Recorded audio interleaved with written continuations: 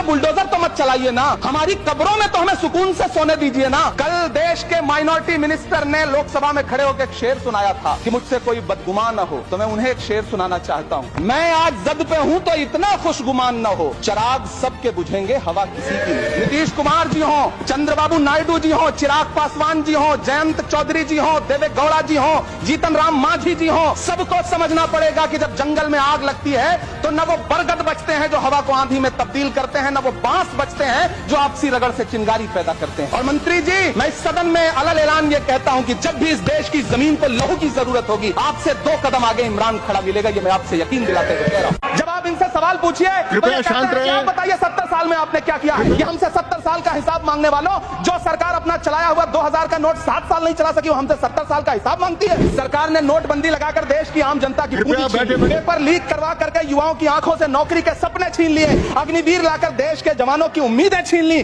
Bulldozer लगाकर लोगों के आशियाने छीन लिए, महंगाई लाकर देश की जनता की थाली से निवाले छीन लिए और नारा लगाया कि हम तो सेवक हैं, 18-18 घंटे काम करते हैं। इन्हीं लोगों के लिए किसी ने शेर कहा है कि जो सच और झूठ में दूरी है वो दूरी समझते हैं, सियासी हाकिमों की हम भी मजबूरी समझते हैं, वो अपना हक समझते हैं निवाला छीन लेने को, डकैती को बहुत से लोग मजदूरी समझते हैं। हमें पता है कि कैसी मजदूरी की जा रही है। एक तरफ तो इस बजट में पीएम आवास योजना के तहत 3 करोड़ अतिरिक्त मकान देने की घोषणा है और दूसरी तरफ लखनऊ के अकबर नगर में 1280 वो मकान हैं जिन्हें रिवर फ्रंट बनाने के नाम पे बुलडोजर से जमींदोज कर दिया गया। लोग चीखते रहे, बच्चे बिलखते रहे, वसुधैव कुटुंबकम का नारा लगाने वाली सरकार इंसानों के घरौंदे उजाड़ कर जश्न मना रही है। सभापति महोदय, मेरा बहुत भावुकता के साथ देश के प्रधानमंत्री से सवाल है कि इन उजड़ते हुए मकानों और बेघर होते हुए घरों को देख करके आपको नींद कैसे आती है, आप सो कैसे पाते हैं? मेरा सवाल है इस देश के प्रधानमंत्री से, या तो लोगों के घरौंदे उजाड़ना बंद करिए या फिर करोड़ों मकान बनाने की झूठी घोषणाएं करना बंद करिए। इलेक्टोरल बॉन्ड खरीदने वालों के नाम छुपाने वाली सरकार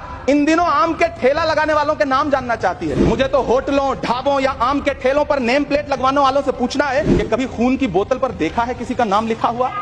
मुझे पूछना है कि क्या कोरोना के दौरान अपनी उखड़ती हुई सांसों के लिए ऑक्सीजन तलाशने वाले किसी इंसान ने ऑक्सीजन लाने वाले किसी इंसान से पूछा था कि ऑक्सीजन लाने वाला इंसान है? अपने शीश महलों में बैठे हुए सरकार के सांसद और मंत्री कह रहे हैं कि महंगाई कम हो रही है। संसद की कैंटीन से बाहर निकल करके एक चाय का कप खरीदिए, तब समझ में आएगा कि महंगाई कम हो रही है या बढ़ रही है। किसी एक दिन अपनी किसी मजदूर की तरह अपनी दिन भर की दिहाड़ी लेकर के बाजार जाइए और अपने बच्चों के लिए राशन खरीदिए, तब पता चलेगा कि महंगाई कम हो रही है या नहीं हो रही है। यहाँ बैठ करके बड़ी बड़ी बातें करना आसान है। ये चूनर धानी भूल जाते, ये पुरवा की रवानी भूल जाते, जो आकर 4 दिन गांव में रहते तो सारी लंतरानी भूल जाते।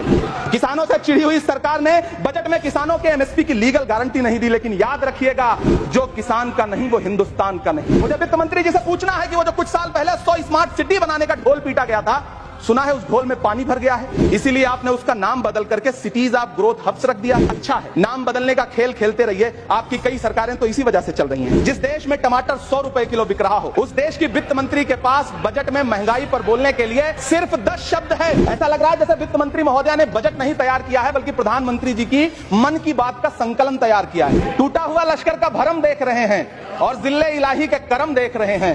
ताकत का नशा अक्ल पे हावी है तुम्हारी, तुम देख न पाओगे जो हम देख रहे हैं। 83 मिनट 71 बार थपथपाई गई मेज, 14,417 शब्दों का बजट भाषण, और उस बजट में अपने लिए राहत तलाशती मिडिल क्लास की हैरत ज़दा आंखें। इस सरकार को पढ़े लिखे लोगों से दिक्कत है सभापति महोदय, इसीलिए इस सरकार ने यूजीसी का बजट 66% कम कर दिया है। वित्त मंत्री महोदया ने इस बजट में महंगाई पर सिर्फ 10 शब्द बोला है। डीजल, पेट्रोल, आटा, चावल, दाल, सब्जी की महंगाई का तो कोई जिक्र ही नहीं। सावन चल रहा है तो प्याज और लहसुन का दाम पूछना तो शायद पाप होगा। मैंने तो यह भी सुना है कि वित्त मंत्री जी जो चीज खुद नहीं खाती हैं, उसके दाम से उनका कोई लेना देना नहीं होता। लेकिन इस बार बजट पेश करने के लिए पार्लियामेंट आने से पहले वित्त मंत्री जी ने दही और चीनी खाई थी। अब तो उनसे यह पूछा जा ही सकता है कि उन्हें दही, दूध और चीनी का रेट तो इन दिनों पता ही होगा।